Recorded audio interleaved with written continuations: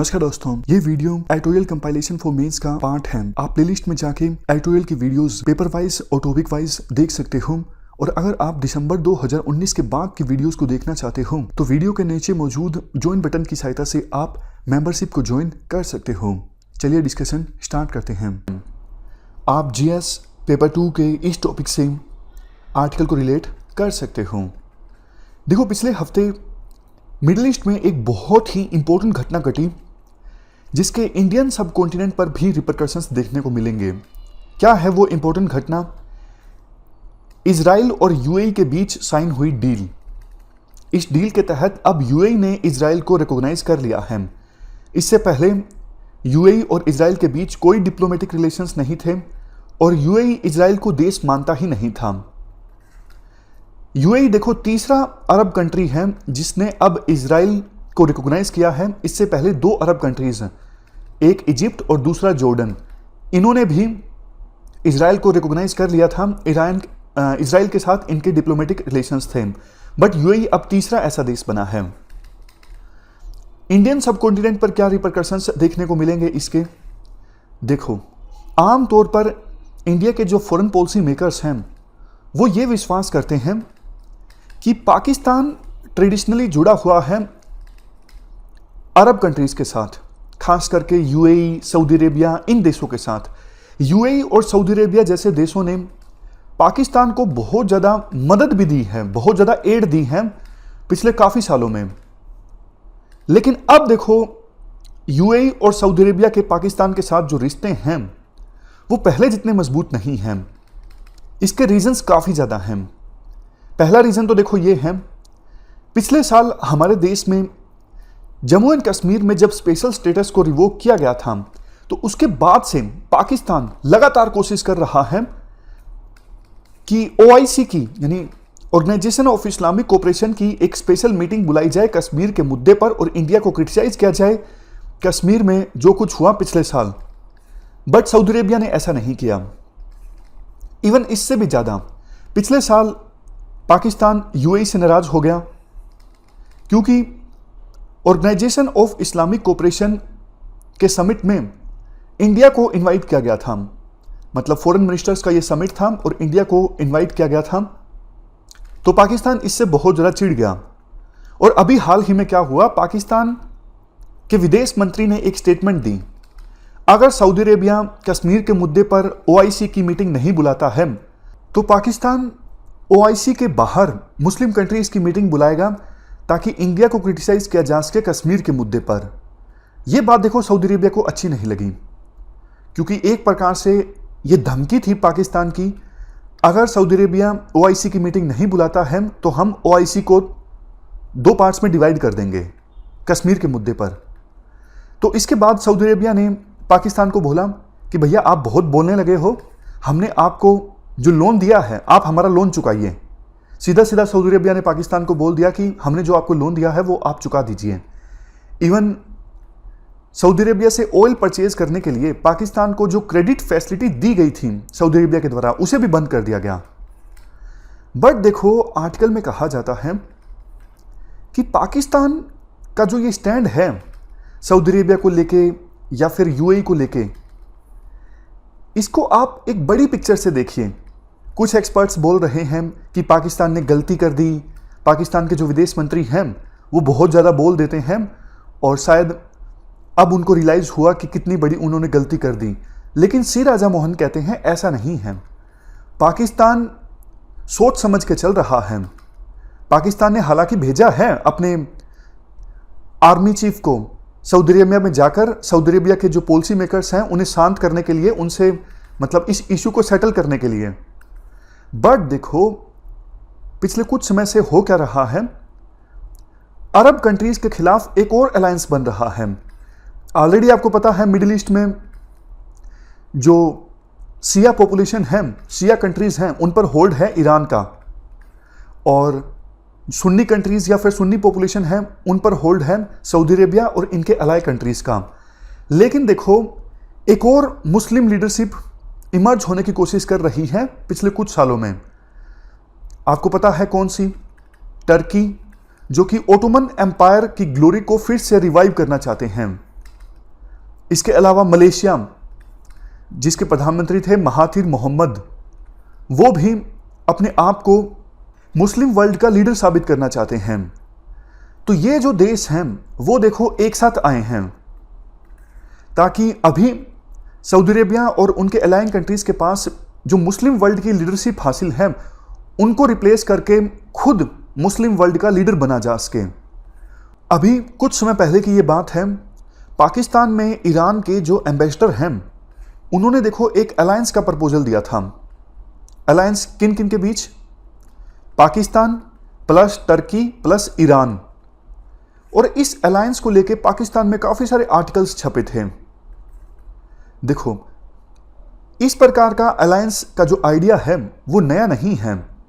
इससे पहले भी पाकिस्तान नॉन अरब अलायंस में शामिल हो चुका है। यहां पर देखो, अगर नॉन अरब अलायंस को आउटसाइड पावर्स के द्वारा सपोर्ट किया जाता है तो इस प्रकार का जो अलायंस है वो सफल हो सकता है, पहले भी हुआ है। अब देखो, Pakistan plus Iran plus Turkey, ये देश एक साथ आते हैं नॉन अरब अलायंस बनाने के लिए, और इस अलायंस को सपोर्ट किया जाता है चाइना प्लस रशिया के द्वारा। तो ये अलायंस सफल हो सकता है। एग्जाम्पल दिया जाता है पास्ट का। बगदाद पैक्ट साइन हुआ था 1955 में, जिसमें ईरान था, इराक था, टर्की था और पाकिस्तान था। ब्रिटिशर्स ने ये अलायंस बनवाया था 1955 में। बाद में 1958 में इराक ने इस अलायंस को छोड़ दिया था, तो इस अलायंस का नाम बन गया सेंटो, यानी सेंट्रल ट्रीटी ऑर्गेनाइजेशन। इसी अलायंस से संबंधित एक इकोनॉमिक ऑर्गेनाइजेशन भी बनी थी जिसका नाम था रीजनल कोऑपरेशन डेवलपमेंट।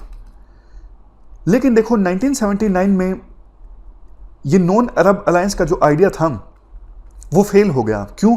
क्योंकि ईरान में उस समय 1979 में इस्लामिक रेवोल्यूशन आ गया था। बट देखो, ये आइडिया फिर से रिवाइव हुआ 1985 में। 1985 में ईरान, टर्की, पाकिस्तान ये फिर से एक साथ आए इकोनॉमिक कोऑपरेशन ऑर्गेनाइजेशन बनाने के लिए। और सोवियत यूनियन के कोलैप्स होने के बाद इंडिपेंडेंट सेंट्रल एशियन रिपब्लिक्स को भी शामिल किया गया था इस ऑर्गेनाइजेशन में। तो इतिहास को देखते हुए ऐसा लगता है एक बार फिर से कोशिश चल रही है नॉन अरब अलायंस बनाने की, जिसमें टर्की होगा, ईरान होगा, पाकिस्तान होगा, और इनको सपोर्ट किया जाएगा रशिया और चाइना के द्वारा। सबकी अपनी अपनी एस्पायरेशंस हैं। टर्की देखो ये चाहता है कि ओटोमन एम्पायर की ग्लोरी को फिर से रिवाइव किया जाए। ओटोमन एम्पायर मुस्लिम वर्ल्ड का लीडर था, तो टर्की अभी मुस्लिम वर्ल्ड का लीडर बनना चाहता है और अरब वर्ल्ड में भी अपना इन्फ्लुएंस इंक्रीज करना चाहता है सऊदी अरेबिया और सऊदी अरेबिया के अलाइ कंट्रीज की लीडरशिप को ख़त्म करके। अभी भी देखो, टर्की और ईरान, इन देशों का काफ़ी इंटरफेरेंस रहता है अरब वर्ल्ड में, जबकि सऊदी अरेबिया और यूएई जो हैं वो नहीं चाहते कि अरब वर्ल्ड में किसी प्रकार से बाहरी पावर्स का इन्फ्लुएंस इस्टेब्लिश हो, खासकर से टर्की और ईरान जैसे देशों का। क्योंकि देखो, सऊदी अरेबिया और यूएई को अब ये लगता है कि अरब वर्ल्ड में उनको ज़्यादा खतरा इजराइल से नहीं है, उनको ज़्यादा खतरा टर्की और ईरान से है। इसी वजह से अब डील साइन हुई है इजराइल और यूएई के बीच में, क्योंकि यूएई को लगता है कि ज़्यादा खतरा अभी इजराइल से नहीं है, ज़्यादा खतरा अभी टर्की और ईरान से है। इनका जो इन्फ्लुएंस है अरब वर्ल्ड में, इनका जो इंटरफेरेंस है वो अरब वर्ल्ड में वो बढ़ता जा रहा है। इसका एक एग्जाम्पल देखो, आप कतर का लीजिए। कतर एक छोटा सा देश है सऊदी अरेबिया के पास, बट कतर और सऊदी अरेबिया के बीच रिलेशंस जो थे बहुत ज़्यादा खराब हो गए, और कतर भी अपने आप को एक अहम पिलर इस्टेब्लिश करना चाहता है मुस्लिम वर्ल्ड का।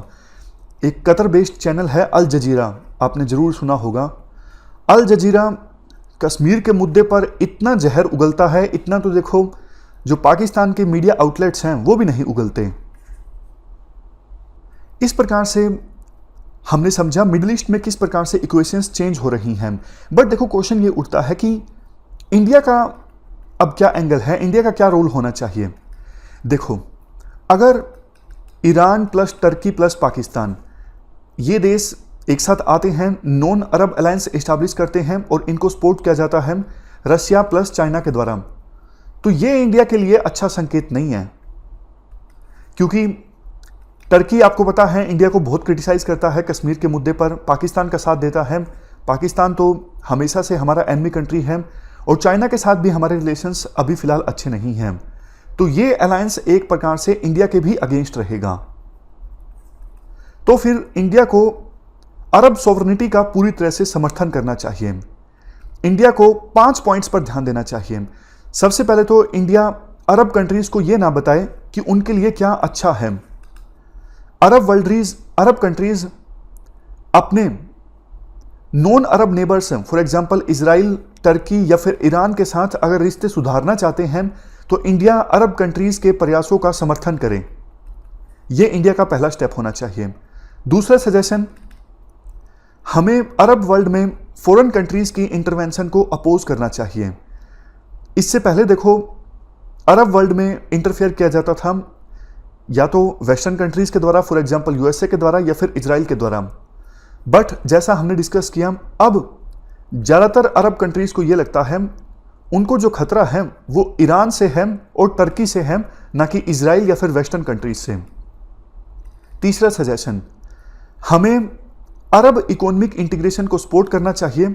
इसके साथ साथ अरब कंट्रीज के बीच में अगर पॉलिटिकल रिकॉन्सिलिएशन होता है, मतलब अभी अरब कंट्रीज के बीच कोई विवाद है, आपस में वो सुलझाते हैं, तो हमें उनका समर्थन करना चाहिए। अरब वर्ल्ड में जो रीजनल इंस्टीट्यूशंस हैं उनको मजबूत करने के लिए भी हमें अपना समर्थन देना चाहिए। चौथा सजेशन, देखो हमारे जो जियोपॉलिटिकल इंटरेस्ट हैं वो इन देशों के साथ ज़्यादा अलाइन करते हैं जो मॉडरेट्स हैं, जैसे Egypt, Jordan, Saudi Arabia, UAE, Oman. इन देशों में आज के समय में ज़्यादा एक्सट्रीमिज्म नहीं देखने को मिलता जितना कि टर्की में है या फिर जितना कि ईरान में है, पाकिस्तान में है। तो हमारे इंटरेस्ट इन देशों के साथ अलाइन करते हैं।